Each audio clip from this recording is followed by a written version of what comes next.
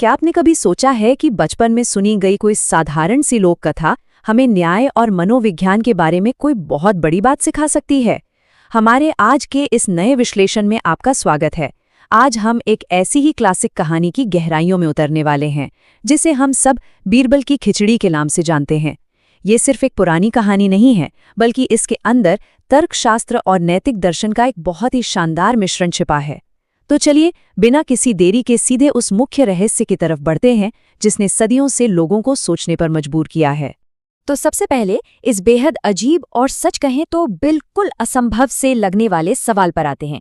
क्या सचमुच बहुत दूर जलती हुई किसी आग से खिचड़ी पक सकती है? मतलब तर्क और विज्ञान दोनों के हिसाब से ये बात बिल्कुल बेतुकी लगती है ना? लेकिन मजेदार बात यह है कि यही वो शुरुआती बिंदु है जो हमारी आज की इस पूरी बौद्धिक पहेली की नींव रखता है।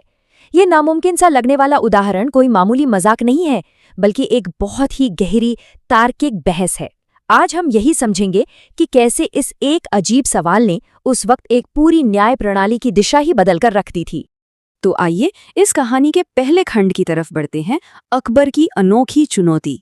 कहानी की शुरुआत होती है एक कड़कड़ाती ठंड वाली सर्द रात से। बादशाह अकबर ने अपने दरबार में एक हैरान कर देने वाला ऐलान किया।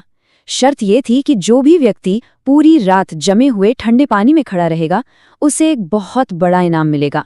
अब सवाल ये उठता है कि कोई भी आम इंसान अपनी जान जोखिम में क्यों डालेगा? हमारी स्रोत सामग्री बिल्कुल साफ करती है कि एक गरीब व्यक्ति ने ये भारी जोखिम उठाया क्योंकि उसे पैसों की सख्त जरूरत थी। ये सिर्फ एक शारीरिक चुनौती नहीं थी, बल्कि ये दिखाता है कि भयंकर आर्थिक मजबूरी एक इंसान को किस हद तक धकेल सकती है। अब आते हैं खंड 2 पर, कड़कड़ाती ठंड में संघर्ष।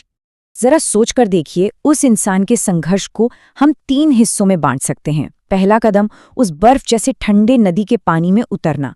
दूसरा, जैसे जैसे वो लंबी और काली रात बीत रही थी, उसका शरीर बुरी तरह कांप रहा होगा। ये सच में एक भयानक शारीरिक यातना थी।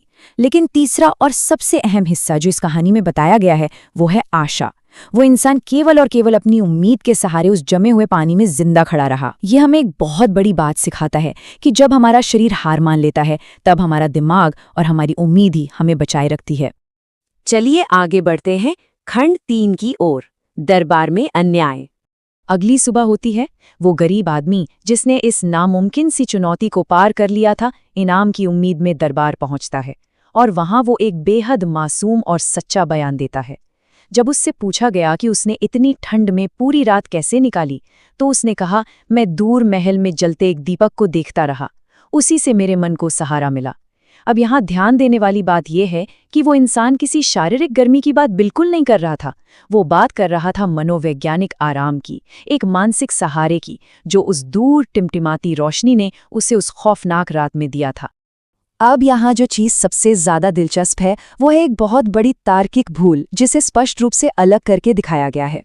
बाईं तरफ हम उस गरीब व्यक्ति की सच्चाई देखते हैं, मानसिक सहारा और एक उम्मीद, जबकि दाईं तरफ देखिए अकबर का नजरिया। अकबर ने इस मानसिक सहारे को शारीरिक गर्मी समझ लेने की बहुत बड़ी गलती कर दी। उनका अजीब सा तर्क ये था कि चूंकि उसे दूर जलते दीपक से गर्मी मिली, इसलिए उसने किसी बाहरी चीज की सहायता ली है। ये मानवीय मनोविज्ञान और भौतिक विज्ञान के बीच का एक बहुत ही क्रूर भ्रम था। और इस गलत तर्क का नतीजा क्या निकला? इनाम देने से साफ इनकार कर दिया गया। सोचिए, एक इंसान जिसने अपनी जान दांव पे लगा दी, उसे खाली हाथ लौटा दिया गया। स्रोत सामग्री के अनुसार वो गरीब इंसान पूरी तरह से टूट गया और निराश होकर अपने घर लौट गया। ये सच में एक अत्यंत कठोर अन्याय था, जो सिर्फ और सिर्फ एक गलतफहमी और बेहद कमजोर तर्क पर टिका था। अब कहानी में असली ट्विस्ट आता है। खंड 4, बीरबल की अद्भुत खिचड़ी। बीरबल, जिन्हें उनकी हाजिर जवाबी और तेज दिमाग के लिए जाना जाता है, उन्होंने ये पूरा अन्याय देखा और तुरंत एक मास्टर प्लान तैयार कर लिया। उनका पहला कदम था दरबार से जानबूझकर गायब रहना। जब अकबर ने उनके न आने की वजह पूछी, तो संदेश भिजवाया गया, बीरबल खिचड़ी पका रहे हैं। अब घंटों बीत गए, लेकिन बीरबल नहीं आए। ये कोई आम लेटलेतीफी नहीं थी, ये तो बीरबल की एक चाल थी, बादशाह की उत्सुकता को इस हद तक बढ़ाने की कि बादशाह खुद चढ़कर वहां आए और अपनी आंखों से नजारा देखें। और जब अकबर वहां पहुंचे, तो उन्होंने जो देखा वो पूरी तरह से बेतुका था।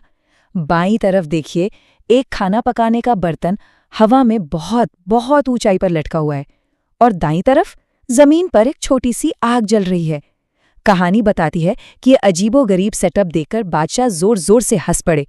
जाहिर है, उनके लिए ये सोचना भी हास्यास्पद था कि इतनी दूर जमीन पर जलती आग की गर्मी हवा में लटके उस बर्तन तक कैसे पहुंच सकती है। और ठीक यहीं पर आता है वो शानदार पल जब बीरबल ने अपना असली पत्ता फेंका। उन्होंने अकबर के ही उस गलत तर्क का आईना उन्हें दिखाते हुए कहा, जहां बना अगर दूर महल का वो छोटा सा दीपक किसी इंसान को बर्फ जैसे ठंडे पानी में गर्मी दे सकता है, तो फिर जमीन की ये आग भी इस ऊंचाई पर टंगी खिचड़ी को आराम से पका सकती है। क्या बात है! ये एक ऐसा मास्टर स्ट्रोक था जिसने बिना किसी तीखी बहस के सीधे सीधे बादशाह के उस दोषपूर्ण तर्क की धज्जियां उड़ा दी। आते हैं इस विश्लेषण के आखिरी पड़ाव पर। खंड 5, न्याय और कहानी की सीख। बीरबल के इस अचूक और सटीक तर्क के आगे अकबर को तुरंत अपनी बहुत बड़ी भूल का एहसास हो गया। हाँ, न्याय मिलने में थोड़ी देरी जरूर हुई, लेकिन आखिरकार न्याय मिला। अकबर ने तुरंत अपना पिछला फैसला बदल दिया। उस गरीब व्यक्ति को पूरे सम्मान के साथ दरबार में वापस बुलाया गया और उसे वो बड़ा इनाम सौंप दिया गया जिसका वो शुरू से ही असली हकदार था।